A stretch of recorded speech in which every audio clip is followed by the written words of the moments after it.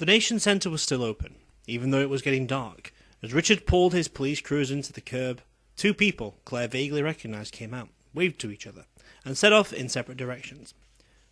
"Does everybody come here?" she asked. "Everybody doesn't use the Bloodmobile," Richard answered. "Every human who's protected has to donate a certain number of pints per year. Donations go to their patron first. The rest goes to whoever needs it. Vampires who don't have anyone to donate for them." "Why Michael?" Claire said. "Yeah, he's our most recent charity project." Richard got out and opened the back door for her and Shane. She slid out. Shane, after a hesitation long enough to make her worry, followed. He stuck his hands in his pockets and stared up at the glowing red cross sign above the door.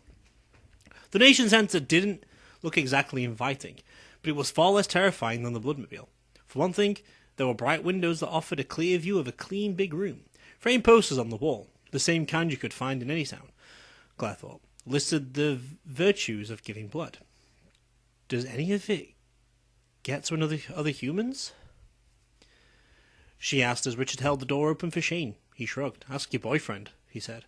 "They used quite a few units on him after his stabbing, as I remember. Of course it gets used for humans. It's our town too." "You're dreaming if you really think that," Shane said and stepped aside. As Claire followed, she felt a definite change of atmosphere. Not just the air, which was cool and dry, but something else. A feeling, barely contained, of desperation. It reminded her of the way hospital waiting areas felt. Industrial, impersonal, soaked with large and small fears. But it was still clean, well lit, and full of comfortable chairs. Nothing at all scary about the place. Not even the motherly-looking older lady sitting behind the wooden desk at the front, who gave them all the same bright, welcoming smile. "Well, Officer Morrell, it's nice to see you." He nodded to the lady. "Rose, got a traunt for you here." "So I see. Shane Collins, isn't it?" "Oh dear, I'm so sorry to hear about your mother. Tragedy has come to your door too often." She was still smiling, but it was muted, respectful. "Can I put you down for 2 pints today? To make up some of what you're behind?" Shane nodded. His jaw was clenched, his eyes brilliant and narrowed. He was fighting for control, Claire thought. She slipped her fingers in his, where they were handcuffed behind his back. "You remember me, don't you?" Rose continued.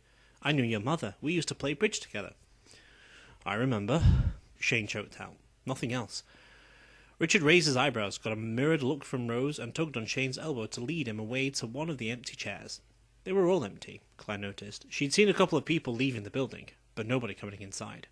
One thing about the donation centre, they were better than most medical places about keeping their magazines up to date. Claire found a brand new edition of 17 and began reading. Shane sat stiffly, in silence, and watched the single wooden door at the end of the room. Richard Morrell chatted with Rose at the desk, looking relaxed and friendly. Claire wondered if he came here to donate his blood, or if he used the Bloodmobile. She supposed that whatever he chose, the vampires wouldn't be crazy enough to hurt him. Soon, son of the mayor, respected police officer. No, Richard Morrell was probably safer than just about anybody in Morganville, protected or not. Easy of him to be relaxed. The door at the end of the room opened, and a nurse stepping through it. She was dressed in bright floral surgical scrubs, complete to the cap over her hair. And like Rose, she had a nice, unthreatening smile. "Shane Collins?" Shane took in a deep breath and struggled up out of his chair. Richard turned him around and unfastened the handcuffs. "Good behaviour, Shane," he said. "Trust me, you don't want to start trouble here." Shane nodded stiffly. He glanced at Claire, then fixed his attention to the nurse who was waiting. He walked toward her with slow, deliberate calm. "Can I go with him?" Claire asked, and Richard looked at her in surprise. "Claire, they're not going to hurt him. It's just like blood donation anywhere else. They stick a needle in your arm and give you a squeezy ball, orange juice and cookies at the end." "So I can donate?" He looked to Rose for help. "How old are you, child?" "I'm not a child. I'm almost 17. There's no legal requirement for anyone under the age of 18 to donate blood," Rose said. "But is there a law against it?" She blinked, started to answer, and stopped herself. She pulled open a drawer and retrieved a small book that was titled Morganville Blood Donations, Regulations and Requirements. After blinking a few pages, she shrugged and looked at Richard. "I don't think there is," she said. "I've just never had anyone donate voluntarily at the donation centre." "Oh, we take the Bloodmobile to the university from time to time, but—" "Great," Claire interrupted. "I'd like to donate a pint, please." Rose immediately became all business. "Forms," she said, and thumbed down a clipboard and pen. To say that Shane was surprised to see her is an understatement. To say he was pleased would have been a lie. As she took the couch next to his, Shane hissed, "What the hell do you think you're doing? Are you crazy?" "I'm donating blood," she said. "I don't have to, but I don't mind." At least she didn't think she minded. She'd never actually done it before, and the sight of the red tube snaking out of Shane's arm and down to the collection bag was a little bit terrifying. "It doesn't hurt, right?" "Dude, they're sticking a big-ass needle in your vein. Of course it hurts." "It doesn't hurt, you big baby. I have these all the time." He looked pale, and she didn't think it was all from the fact that he was on his second pint. "You can still say no. Just get up and tell that you changed your mind." The same friend-looking nurse who had called Shane to the back rolled up a wheeled stool and cart. "He's right," she said. "If you don't want to do this, you don't have to. I saw your paperwork. You're a little young." The nurse's bright brown eyes focused beyond her, to Shane and then back again. "Doing it for moral support?" "Kind of," Claire admitted. Her fingers felt ice cold and she shivered as the nurse took her hand. "I've never done this before." "You're in luck. I have. Now, I'm going to stick your finger and run a quick test, and then we'll get started, okay?"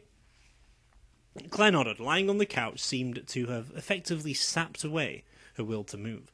The finger stick came as a sharp, bright flash, there and gone, and Claire lifted her head from the pillow to see the nurse using a tiny glass pipette to gather blood from her fingertip. It was about 5 seconds, and then the stick was bandaged up.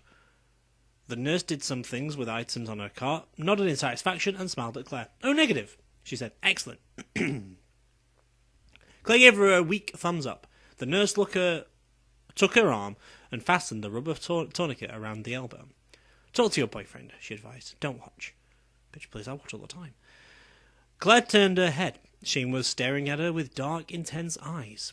He smiled slightly, just enough, and she returned it. "So," she asked, "come here often?" He laughed quietly. She felt something hot slip into her arm, a jolt that faded to discomfort, and then tape being applied. A ball was pressed into her hand, and the tight pressure of the tourniquet snapped loose. "Squeeze," the nurse said. "You're good to go." Surprised, Claire glanced down. She had a thing in her arm and a tube, and there was a red running through it.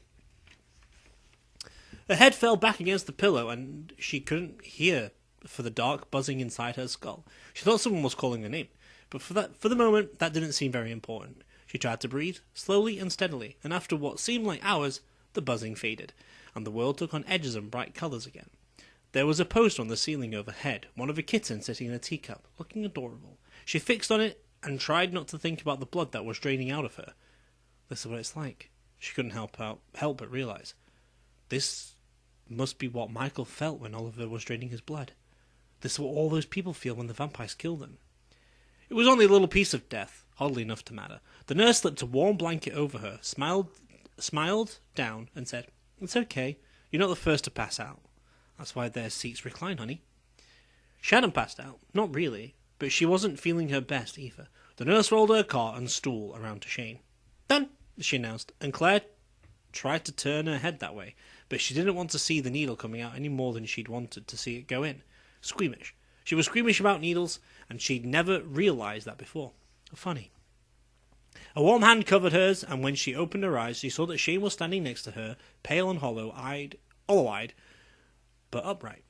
"Shane," the nurse said, "go get some juice." "When she's done," he said. The nurse must have realized there was no arguing about it, because she kicked her wheeled stool over to him.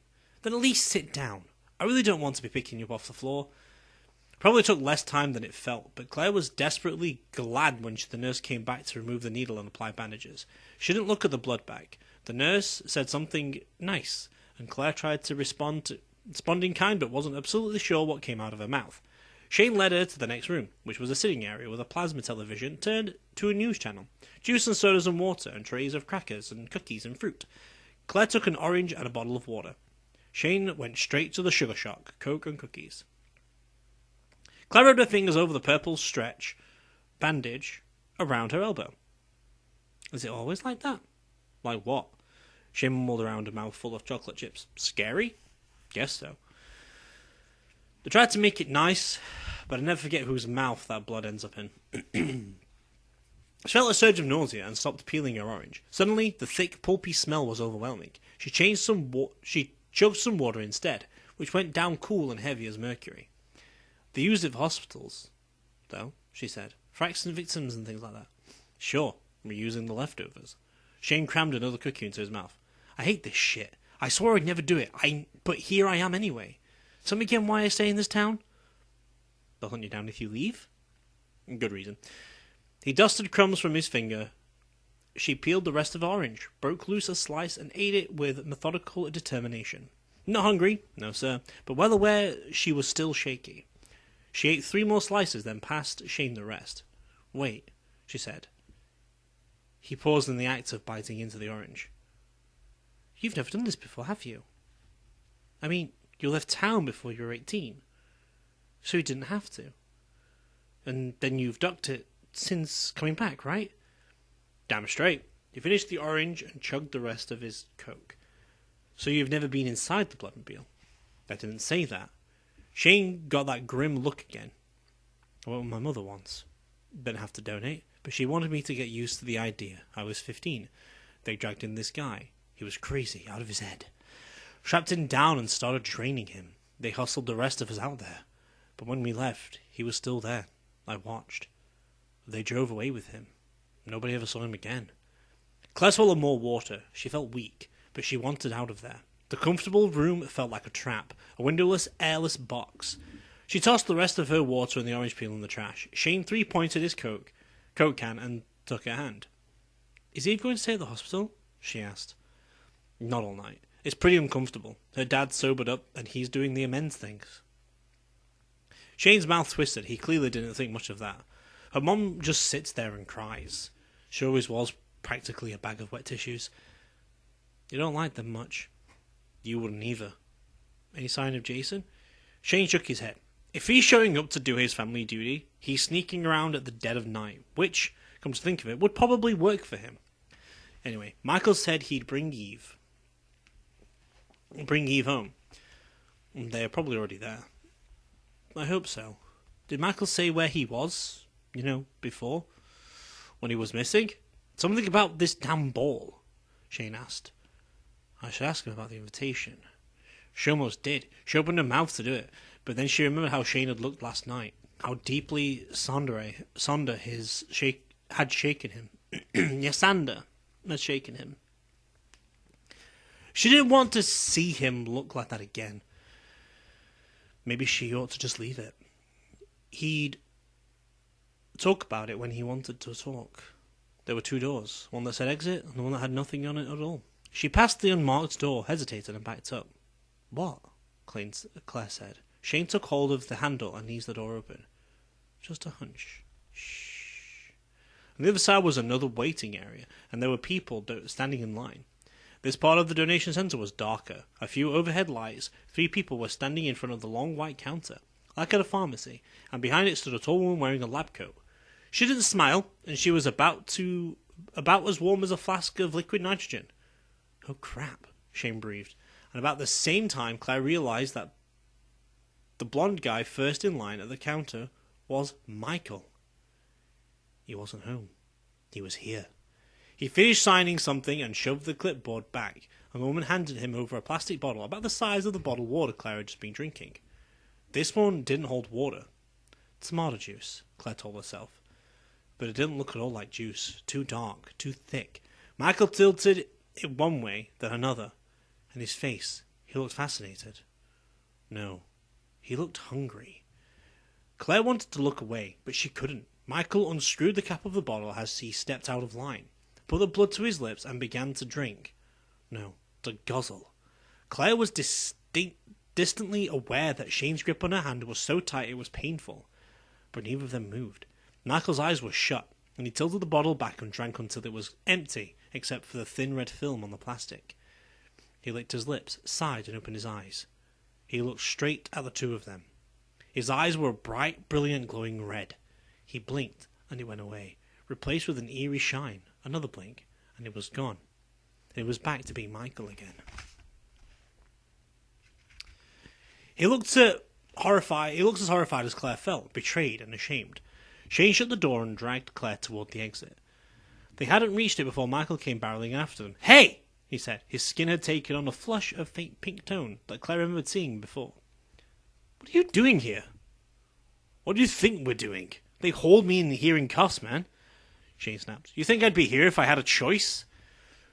Michael stopped in his tracks, and his gaze flashed down to the stretchy bandages on their arms. Recognition flashed, and then he looked sad somehow. I'm sorry. What for? Not like we didn't already know how much you crave the stuff."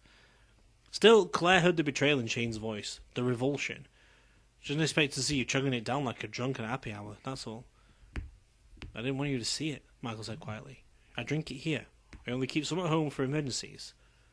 I never wanted you to watch." "Well, we did," Shane said. "So what? You're a blood-sucking vampire? That's not a newsflash, Michael. Anyway, it's no big thing, right?" "Yeah," Michael agreed. "No big thing." He focused on Claire, and she couldn't fit the two things together. Michael with those terrifying red eyes, gulping down fresh blood, and this Michael standing in front of her, with that sad hope in his expression. "You okay, Claire?" She nodded. She didn't trust herself to talk, not even a word. "I'm taking her home," Shane said. "Unless that was your appetizer, and you're looking for the main course." Michael looked sick. "Of course not, Shane." "It's all right." The fight dropped out of Shane's voice. He sounded resigned. "I'm okay with it." "And that bugs the crap out of you, doesn't it?" Shane looked up, startled, the two of them staring it out, and then Shane tugged on Claire's arm again. "Let's go. See you at home." Michael nodded. "See you." He was still holding the empty bottle, Claire realized. There was a tiny trickle of blood left in the bottom. As the door shut between them, she saw Michael realize what he had in his hand and threw it violently in the trash can. "Oh, Michael," she whispered. "God." In that one gesture, she realized something huge. He really did hate this. He really did. On some level, hate what he'd become because of what he saw in their eyes. How much did that suck? The rest of the night passed quietly. The next morning, they woke up to a ringing phone. Eve's dad was gone. "The funeral's tomorrow," it's a bit quick, Eve said. She wasn't crying. She didn't look much like herself this morning. No makeup, no effort at all to put into what she'd thrown on. Her eyes were veined with red and her nose almost glowed. She'd cried all night. Claire had heard her. But when she knocked on the door, Eve hadn't wanted company, not even Michael's. "Are you going?" Michael asked. Claire thought that was a funny question. She wouldn't go, but Eve just nodded. "I need to," she said. "They're right about that closure thing, I guess. Will you?" "Of course," he said. "I can't do graveside, but..." Eve shuddered. "So not going there anyway. The church is bad enough." "Church?"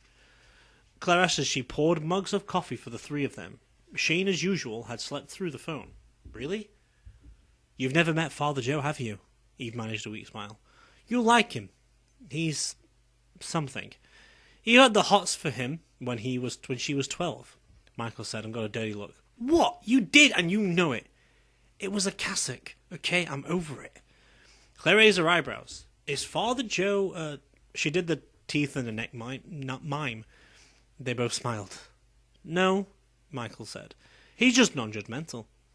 Even got through the day without so much trouble. She did the normal things, helping with the laundry, taking half the cleaning jobs for the day. It was her day off from work. Claire had a few classes, but she skipped 3 of them. She skipped 3 that she knew she'd already built up enough momentum in, and attended only the one that seemed critical. Michael didn't go in to teach private guitar lessons either. It was nice. It was like family. The funeral was held at noon the next day, and Claire found herself trying to pick out what to wear. Party clothes seemed too festive. Jeans were too informal. She borrowed a pair of Eve's black tights and wore them with an also borrowing black shirt. Paired with a white shirt, it looked moderately respectful.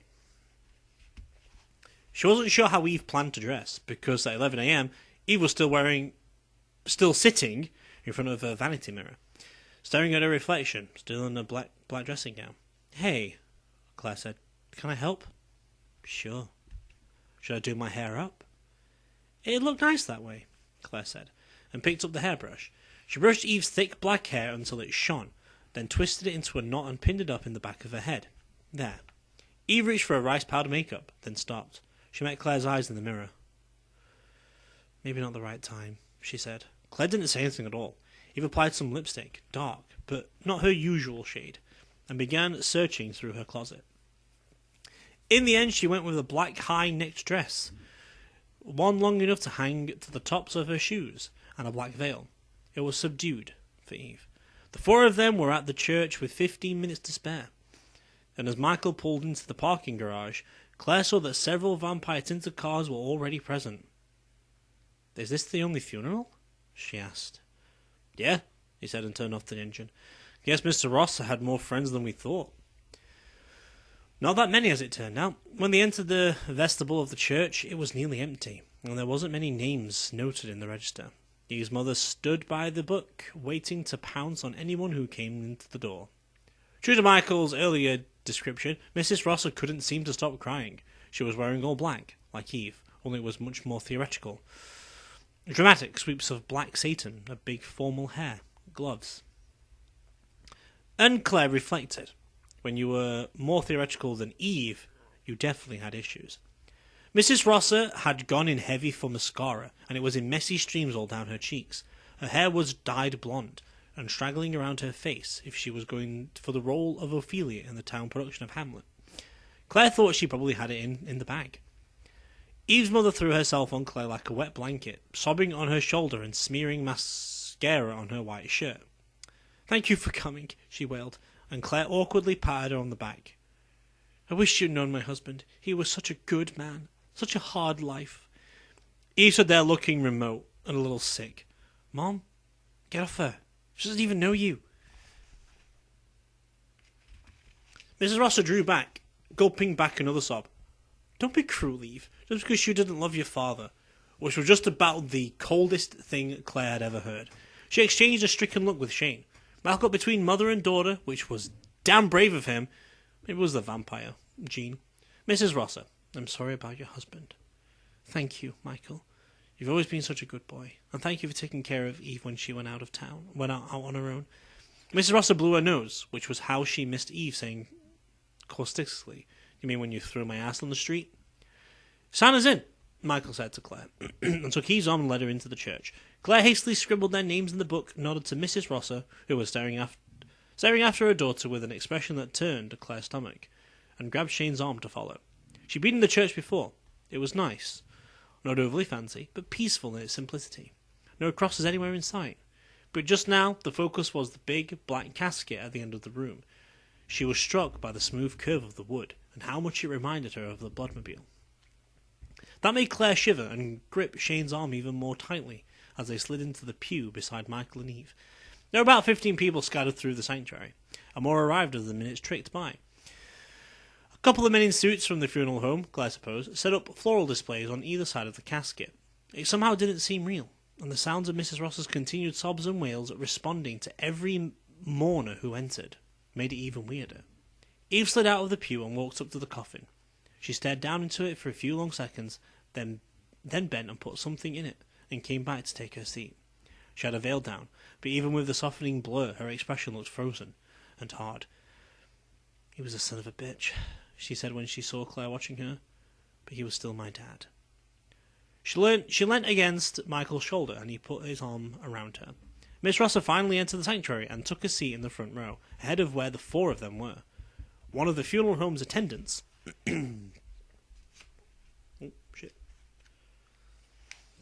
handed her an entire box of tissues. She pulled out a handful and continued to sob. And a tall, good-looking man in a black cassock and white surplice with a purple stool around his neck came out from behind the floral displays and knelt down next to her, patting her hand. The fabled Father Joe, Claire supposed. He seemed nice, ill earnest, and younger than she'd expected.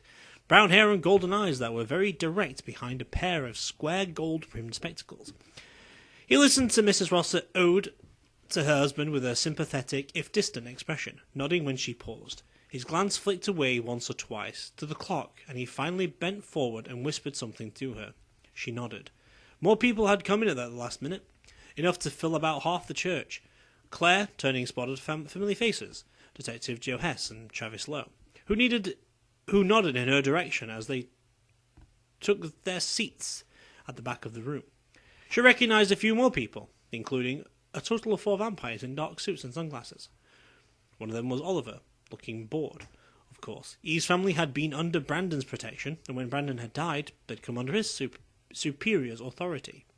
Oliver's appearance here had less to do with genuine feeling than public relations.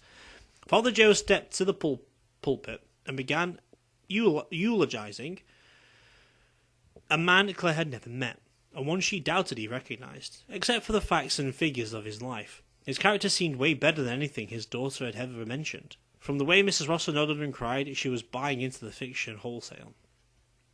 What a load of crap, Shane whispered to Claire. Her dad hit her, Eve. Claire sent him a startled look. Just keep that in mind, he finished. And don't shed any tears. Not for this. Shane could, Claire thought, be one of the hardest people she'd ever met. Not that he was wrong, just hard. But it helped. The emotions swirling through, amped higher by Eve's mother, washed over her and away without doing more than making her eyes sting. When Father Joe finished his eulogy, the organ started, and Mrs. Rosser was the first to the casket. Oh, God, Eve sighed under her breath as her mother draped herself dramatically over the wood and screaming, blood-curdling, theatrical screams. I guess I'd better. Michael went with her, and whether it was his male presence or his angelic face or his vampire blood, he was able to pry Mrs. Rosser away and lead her back to the pew, while she sat in a complete collapse, blubbering. Eve stood there at the casket for a few seconds, back straight, head inclined, and then walked away. Tears dripped from under her veil and pattered on her dark black dress, but she didn't make a sound. Claire filed by, but gave Eve's dad only a quick glance. He looked unnatural. Not disgusting, but clearly not alive. She shivered and took Shane's arm, and followed Eve as she passed her mother without a word and headed for the exit. Eve almost ran into her brother. Jason had slipped in the back, as far as Claire could tell. The kid hadn't changed his clothes at all, ever, and the unwashed smell of him was evident from 3 feet away. He looked high, too. Nice disguise, sis, he smirked. Eve stopped, staring at him, and scraped the veil back from her face. What are you doing here? Mourning. He laughed under his breath. Whatever. Eve deliberately looked to the side, where Detectives Hess and Lowe were sitting. I think you'd better go. They hadn't noticed him yet, but they would. All it would take would be a raised voice, or Eve snapping her fingers. He's my dad too. Then show him some respect, she said. Leave. She went around him, and the rest followed. Though Shane slowed down, and Claire had to tug his arm to keep him moving. Jason made a bring it motion. Shane shook his head. Really not worth the trouble, he said. And then they were out of the vestibule, away from the choking smell of flowers and the subtle smell of death, and all Claire could think of was, how is that closure? But Eve looked better, and that was what mattered. Let's go have a burger, she said. As ideas went, that one was popular, and Claire's spirits lifted as they walked out of the church into the shaded parking structure, heading for Michael's car. They were intercepted. Michael sensed it first, but stopped dead in his tracks, turning in a circle as if trying to pinpoint a sound the rest of them couldn't hear. A lithe shadow leapt down from the concrete rafters above, landing in a crouch, and grinned. Yasandra. She rose with effortless grace and strolled toward the 4 of them. Get in the car, Michael said. Go! Not leaving you, Shane said. He didn't take his eyes off Yasandra. Don't be idiot, she's not after me. Shane's eyes flicked to Michael's face. Go! Claire tugged on Shane's arm. He let himself be guided to the car. Michael tossed the keys. Yasandra flashed across the open space and plucked them out of the air. She tossed them carelessly up and down in her palm, and the cool metallic jingle was the only sound in the garage. Don't get all paranoid, she said. I just stopped by to say hello. It's a free country. It's car theft if you keep my keys, Michael said. He held up his hand, and she just shrugged and pitched them back. What do you want? I just wanted to make sure Mr. Shane got my invitation, she said. did you, honey? Shane didn't move, didn't speak. As far as Claire could tell, he wasn't even breathing. From the last little beat of that heart, I guess you did, Yasandra said and smiled. See you on Saturday then. You all have a good rest of the week. She walked away, high-heeled boots tapping on the pavement, and vanished into shadow. Shane let out a slow breath. None of them knew exactly what to say.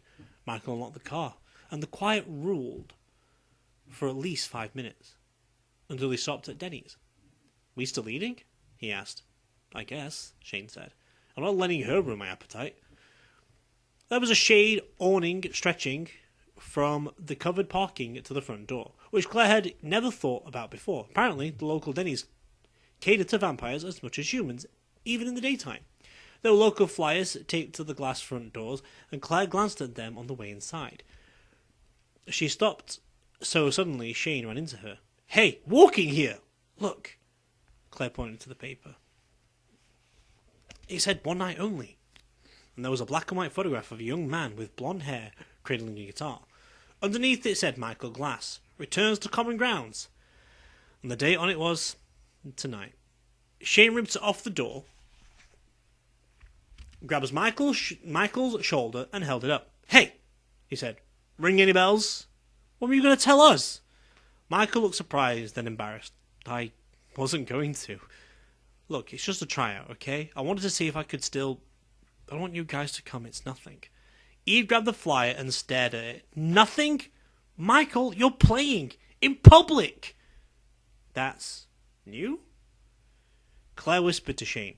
He hasn't played anywhere but our living room since... Teeth in the neck mine. You know, Oliver. Oh. Michael's face was turning pink.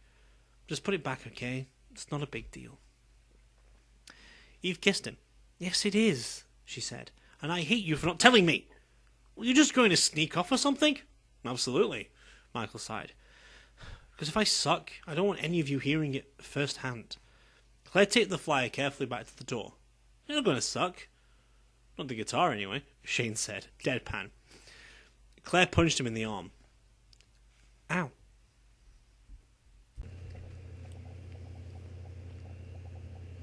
Hello everyone, thank you for listening to the audio file or audio reading I've done of a Rachel Kane book.